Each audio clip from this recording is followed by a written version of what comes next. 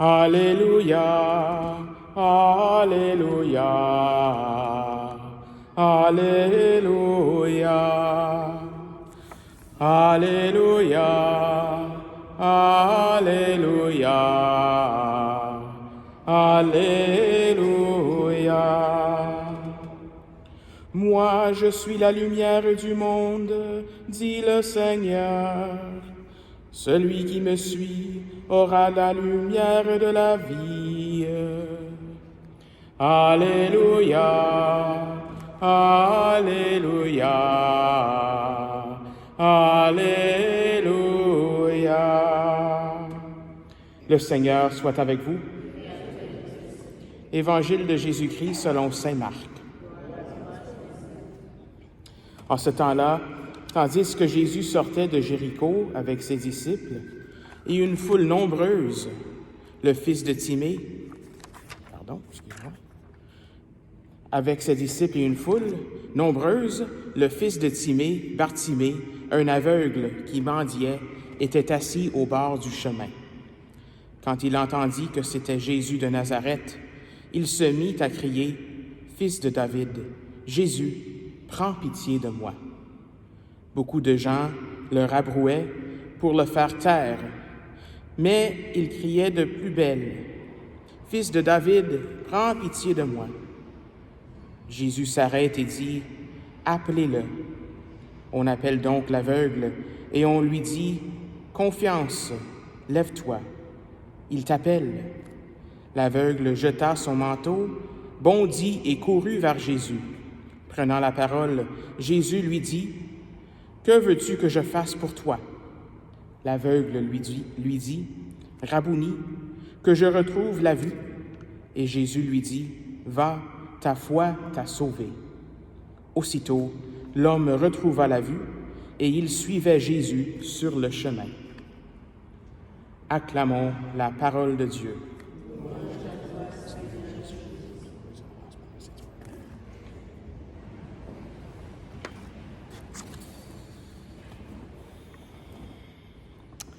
J'aimerais souligner premièrement la présence d'une école. So I'd like to welcome all of you from St. Matthew's School in Oakville, celebrating Mass with us today. So this Mass is in French, la messe sera en français, donc l'homélie va être en français. Donc j'espère que vous allez comprendre quelques morceaux de l'homélie, sinon, mais on comprend toute la langue de l'amour, la langue de l'Eucharistie que Jésus nous donne.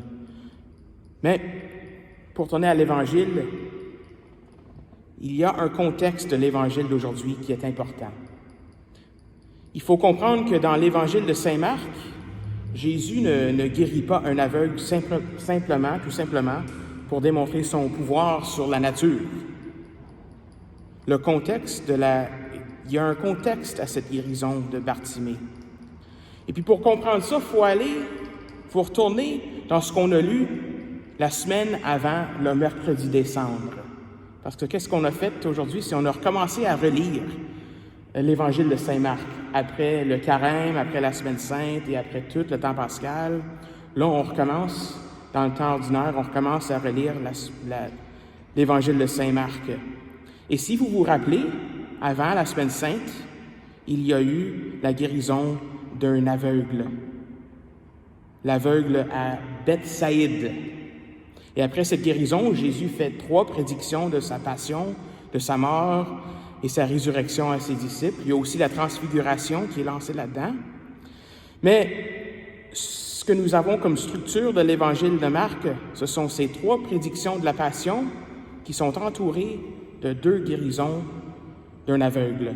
Celui de Bethsaïde, qui était avant la Semaine Sainte, et celui d'aujourd'hui, celui de l'aveugle qui se nomme Bartimée. Ce que cela veut dire, c'est que les disciples de Jésus, c'est ce que ça devrait nous dire en tout cas, c'est que ces disciples sont aveugles à ce qui est vraiment le Christ. Ils ne comprennent pas que le Seigneur Jésus peut être en même temps le Messie, le Sauveur, le Fils de David, l'héritier du trône de David, le Tout-Puissant, mais en même temps susceptible à la souffrance, susceptible à la vulnérabilité, susceptible à être faible aux yeux des humains. C'est dans ces récits-là de l'Évangile de Saint Marc que Saint Pierre va dire sa confession de foi en Jésus qui est Messie, mais en même temps va rejeter l'idée d'un Messie qui doit souffrir. C'est pour ça que Jésus va lui dire « Passe derrière moi, Satan ». Alors, cet homme aveugle de l'Évangile d'aujourd'hui est un signe de cet aveuglement de ses disciples. Mais il y a quelques détails intéressants avec la guérison d'aujourd'hui. On le nomme aujourd'hui par son nom, Bartimée. Son nom veut dire fils de quelqu'un d'honorable, fils d'honorable. J'ai fait une petite recherche sur ça. Tandis que l'aveugle, au chapitre 8, donc le premier aveugle dont je parle, l'aveugle de Bethsaïde, Bethsaïde c'est une place, c'est pas son nom. On ne lui nomme pas par son nom. Aujourd'hui, il est nommé l'aveugle, mais avant, il n'est pas nommé. Ça, c'est intéressant. On a donc une petite progression, je dirais. Et après avoir prédit sa passion et sa mort, Jésus l'appelle par son nom. Ce n'est pas juste un appel générique, mais par son nom. C'est un appel personnel. L'aveuglement que le Christ veut guérir en lui, c'est personnel. Et nous avons tous et toutes des choses, des circonstances, des expériences de vie qui nous rendent aveugles des fois et qui nous mettent dans l'incompréhension face à l'œuvre du Seigneur.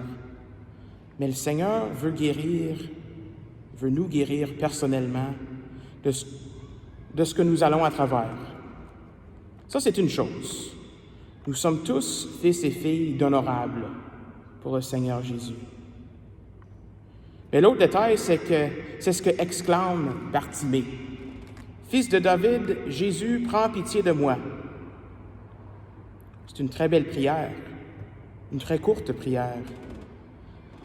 Il veut être guéri de son aveuglement. Il sait que Jésus est à la fois fils de David, mais c'est cette deuxième partie, « Prends pitié de moi ». Ça, c'est important. Et quand on y pense, tu sais, dans nos circonstances de vie, souvent pour avoir pitié sur quelqu'un d'autre, il faut avoir passé à travers ce que la personne est en train de vivre. Donc, Bartimée, on peut dire qu'il croit que Jésus peut avoir pitié sur lui, car Jésus est le fils de David, le Messie, mais en même temps, il croit que Jésus doit souffrir. Il a compris ce que les disciples ne comprennent toujours pas de Jésus. Ce qui est intéressant, c'est que cette année, entre les deux aveugles de Marc, celui de Bethsaïde et Bartimée aujourd'hui, dans notre calendrier liturgique cette année, nous avons vécu ensemble le Carême, la Semaine Sainte, le temps pascal, la Pentecôte. Nous avons vécu ensemble, nous avons été témoins, encore une fois cette année, du mystère pascal, de la passion, de la mort, de la résurrection et de l'envoi de l'Esprit Saint de Jésus.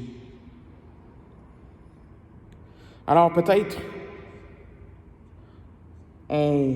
après ce temps pascal, peut-être comme cette progression dans l'Évangile de Saint Marc, peut-être qu'on voit un peu plus clair les choses dans nos vies, hein?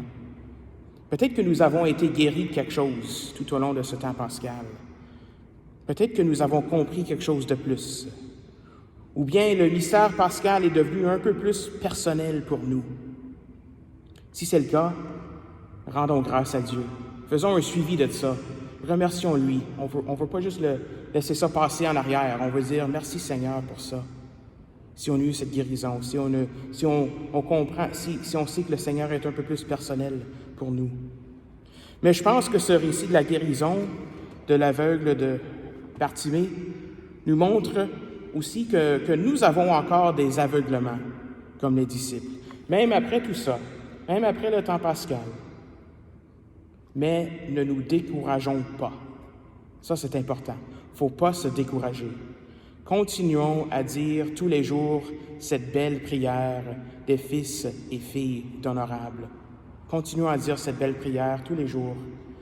Fils de David, Jésus, prends pitié de moi.